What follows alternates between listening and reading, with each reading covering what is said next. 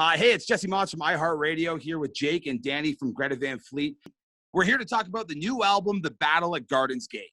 Now, I saw on Josh's Instagram, actually, when you guys were recording that first album, Tom Hanks shows up, approves the record, and then you guys released it. Did you guys have any A-list celebrities in the studio?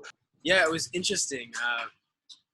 There was a bunch of people in and out of Henson where we were doing the record, and so I think Justin Bieber was next door for a while. Then Elon Musk came in for a couple of weeks, and then we'd bump into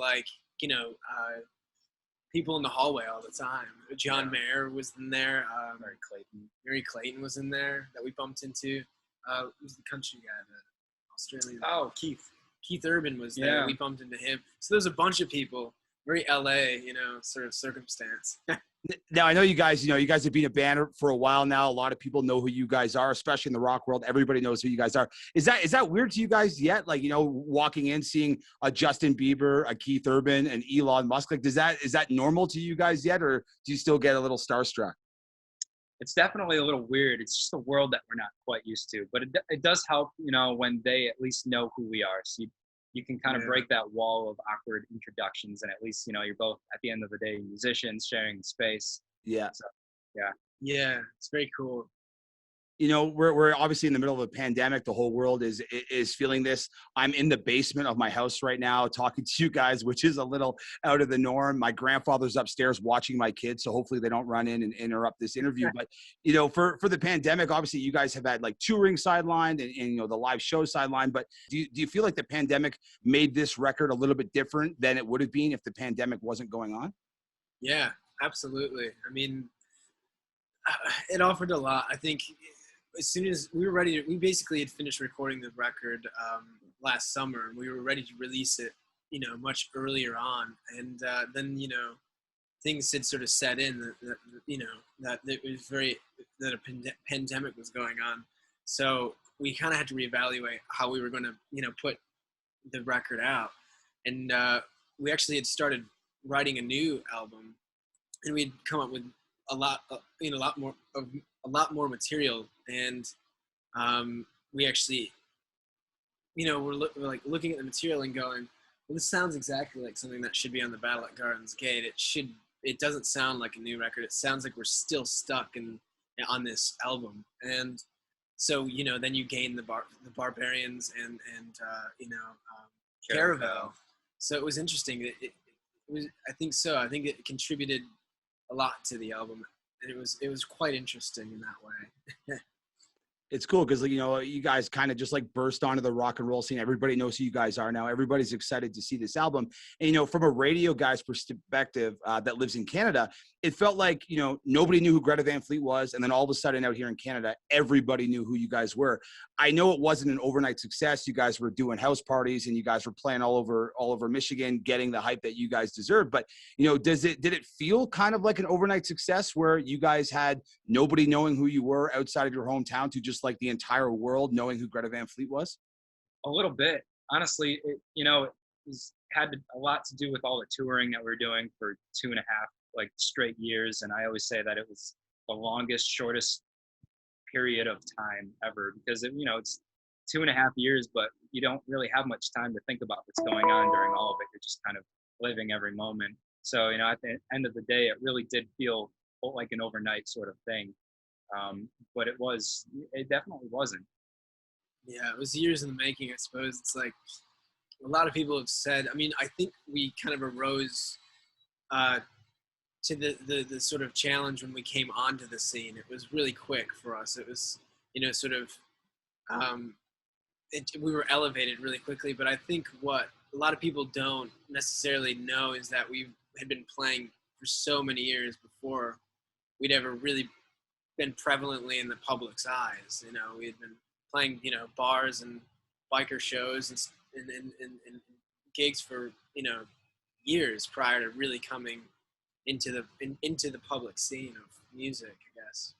And Jake, you guys mentioned you guys have been playing together for years, and I know you guys have been a band for quite some time, and you got a bunch of brothers in the band with you. At what point did you guys realize, that this was going to be more than just making racket in the basement and annoying your parents, that maybe you guys actually had something that the world would love, as we obviously do now? Tough to kind of pinpoint that. Yeah. I suppose as a whole, it was kind of, as soon as we would book tours out months in advance, and we always had a couple week-long tours at times, but I realized it was a serious sort of gig when we had an entire year booked out worth of tours, and the venues just started gradually escalating in capacity and size and significance too. So it really was just like that first year, maybe 2018, or it really started to set in and feel real. Yeah, I would say it's fascinating to consider that we never set out to conquer the world or anything. It was just sort of like we were just playing music together, and blues music and rock and roll music, because it's something that we all loved to do and something that we all sort of were afforded in growing up. And I suppose we became aware of the fact that maybe we're professional musicians all of a sudden one day.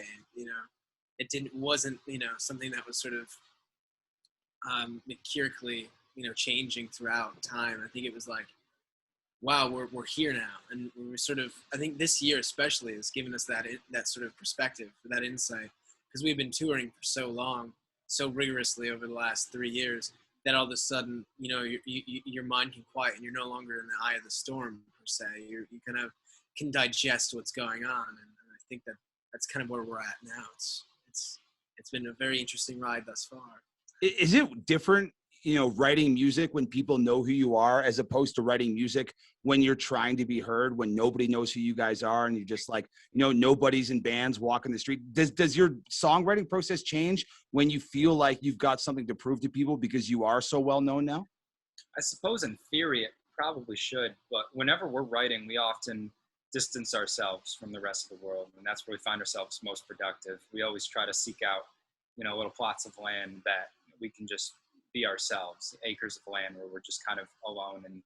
And when we're writing, we're so fixated on the music and the art itself that we don't really think about anything else. And maybe that hinders us, but I think it's rather productive. Yeah, I think that's always been about part of our process, really. I mean, the world, the world around us sort of melts away. I think when we're creating, I think we really, I would say that not a whole lot of external perspective shapes our music as much so as we ourselves kind of go inside of our minds and our creative selves and craft something together. I poured a glass of whiskey and I just kind of like shut the world out, and I just listened through it a couple of times, and I thought it was awesome. And one thing that I noticed after seeing you guys live a few times over the years in different parts of Canada, I was like, this is going to be a big album to see live. You got, organ, strings, the guitar, the bass, the drums, you got the whole deal.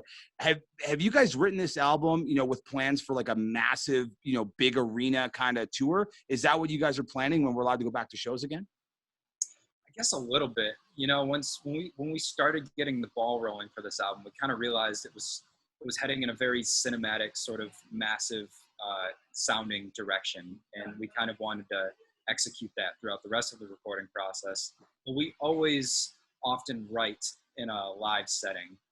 We're maybe not physically on stage, but we're all together in a room. So when we're writing music, it's kind of designed to be played live, and I think a product of touring for 2 and 3 years straight has kind of allowed our music to lean in that direction of big, stadium rock and roll type, a lot of sound, a lot of room to fill in the sound. Yeah, definitely. I think that, like Danny said, it's whatever the music asks for, you kind of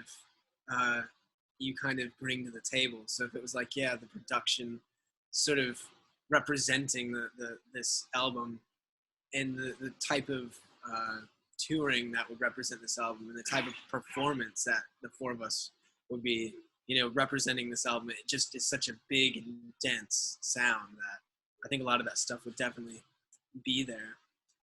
A few years ago, you wrote song, recently over this pandemic, and I saw The Heat Above, the first song off your record, that was written, way back when, and obviously it's a big hit, and it's going to be a big hit on this record.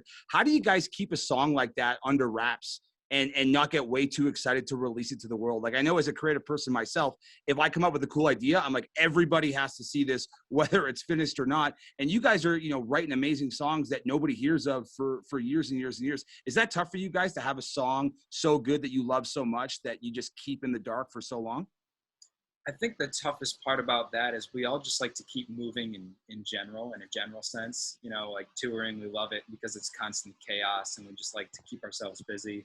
So that was a tough struggle this year, especially the fact that we couldn't do anything else to kind of keep our minds busy. We had a lot of stuff. I think it's definitely the most material we've ever released on an album before.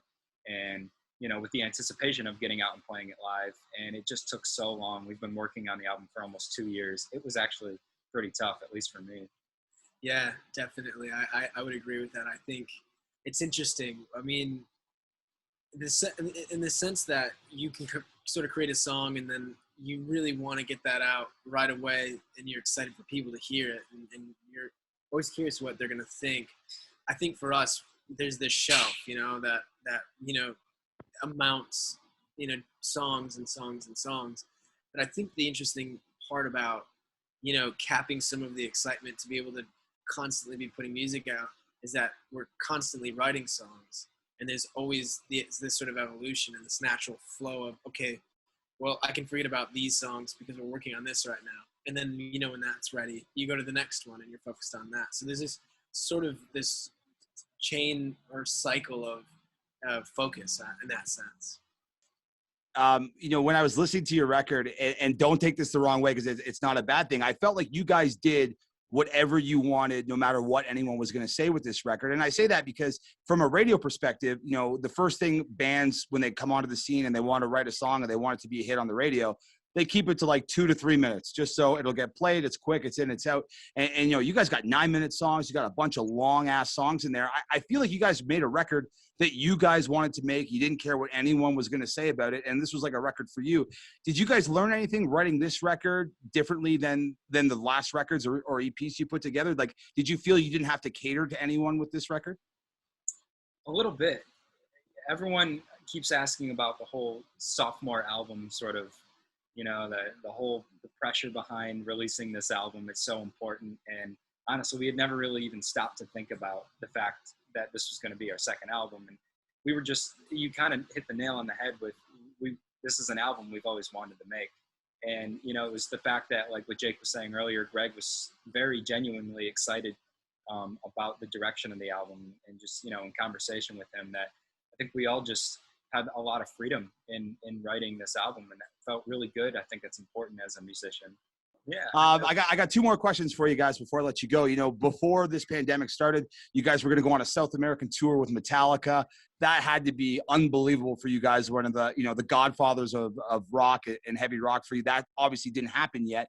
Is there any plans for another tour with those guys when all this shit clears up? There are. Yeah, I think so. They've rescheduled South America and then rescheduled. Yeah. So that's still rescheduled. And then I think, there's even plans to go to Australia with the guys. I mean, they were talking about, because it's been so long since anybody's been able to put on a show. But yeah, I mean, it's an exciting thing. I think out of anybody that we would have been able to open for, then, someone brought up Metallica and they said they got, Metallica wants to take you guys on tour. And it was like one of the, I think it's one of those really big moments, because again, that's a band that we have like extreme level of respect for. So we're still anticipating, being able to go and tour with Metallica at some point.